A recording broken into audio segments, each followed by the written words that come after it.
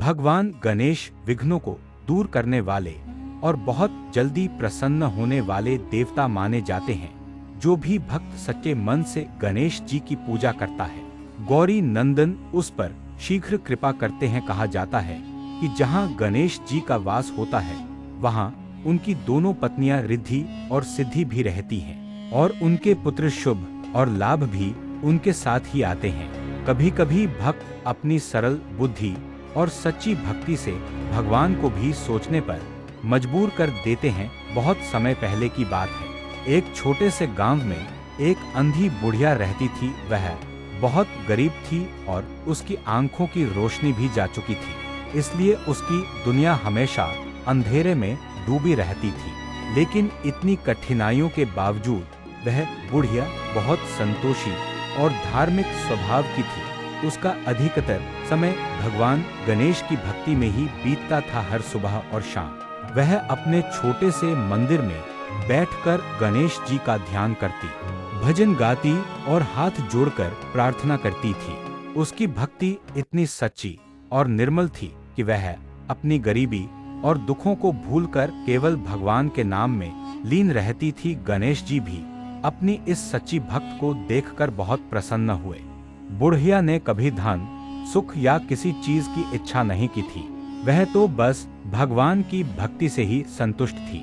एक दिन गणेश जी ने सोचा कि अब इस भक्त को उसकी भक्ति का फल देना चाहिए, इसलिए वे बुढ़िया के सामने प्रकट हुए और बोले, माई, तुम्हारी भक्ति से मैं बहुत प्रसन्न हूँ। तुम जो भी वरदान मांगोगी मैं तुम्हें अवश्य दूंगा।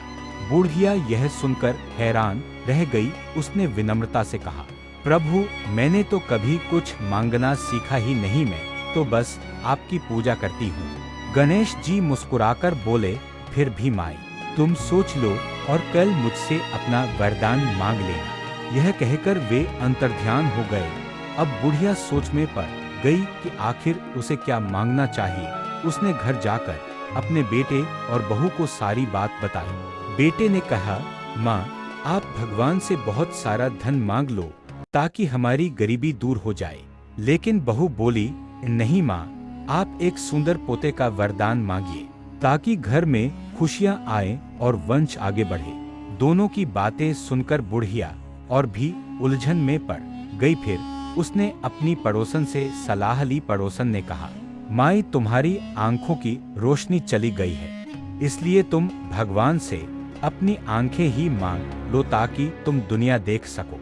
अब बुढ़िया पूरी रात यही सोचती रही कि ऐसा क्या मांगे जिससे सबका भला हो जाए। अगले दिन जब गणेश जी फिर उसके सामने प्रकट हुए तो उन्होंने पूछा, माई, अब बताओ तुम्हें क्या चाहिए। बुढ़िया ने हाथ जोड़कर विनम्रता से कहा, प्रभु, यदि आप मुझसे प्रसन्न हैं तो मुझे ऐसा वरदान दीजिए कि मैं अपने पोते को सोने के गिलास में दूध पीते हुए देख सकूं। बुढ़िया की यह बात सुनकर गणेश जी मुस्कुरा उठे। उन्होंने हंसते हुए कहा, माई, तुमने तो एक ही वरदान में सब कुछ मांग लिया।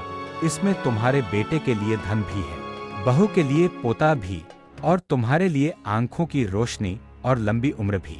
गणेश जी ने बुढ़िया को आशीर्वाद दिया और अंतर्ध्यान हो गए। कुछ समय बाद सचमुच बुढ़िया के घर पोता हुआ। बेटे का काम भी अच्छा चलने लगा और परिवार धनवान हो गया। गणेश जी की कृपा से बुढ़िया की आंखों की रोशनी भी वापस आ गई। अब वह अपनी आंखों से अपने पोते को सोने के गिलास में दूध पीते हुए देखती थी और खुशी से भर उठती थी। इस प्रकार भगवान गणेश की कृपा से बुढ़िया का जीवन सुख और समृद्धि से भर गया। इस कथा से हमें यह शिक्षा मिलती है कि सच्ची भक्ति और सरल मन से की गई प्रार्थना कभी व्यर्थ नहीं जाती। जब हमारी इच्छा में सबका भला छिपा होता है तो भगवान भी हमें उम्मीद से ज्यादा आशीर्वाद देते हैं।